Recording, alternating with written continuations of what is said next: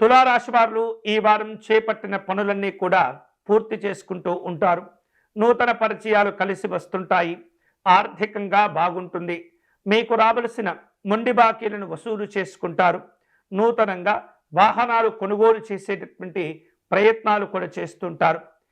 కొన్ని విశేషమైనటువంటి ఆలోచనలు ఏవైతే ఉంటాయో వాటిని కార్యరూపంలో పెట్టేటటువంటి ప్రయత్నాలు కూడా చేస్తుంటారు. ఉద్యోగస్తులకు ఈ వారం కొంత అనుకూలంగా కొంత ప్రతికూలంగా ఉండేటటువంటి పరిస్థితి ఉంటుంది. కొన్ని బదిలీలు కూడా జరిగేటటువంటి సూచనలు కనిపిస్తున్నాయి. వ్యాపారస్తులకు మంచి మంచి లాభాలు కలిసి వస్తూ ఉంటాయి. ప్రైవేటు రంగాల్లో పనిచేసేటటువంటి వారు తమ యొక్క ప్రతిభను నిరంతరము నిరూపించుకోవలసినటువంటి పరిస్థితులు ఏర్పడుతుంటాయి.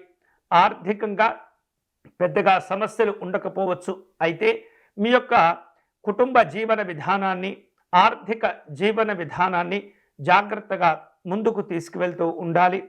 దూర ప్రయాణాలు చేయవలసిన అవసరాలు చేసే సందర్భాలు ఈ వారం ఉండబోతున్నాయి. కుటుంబపరమైనటువంటి కార్యక్రమాల్లో పాల్గొంటారు.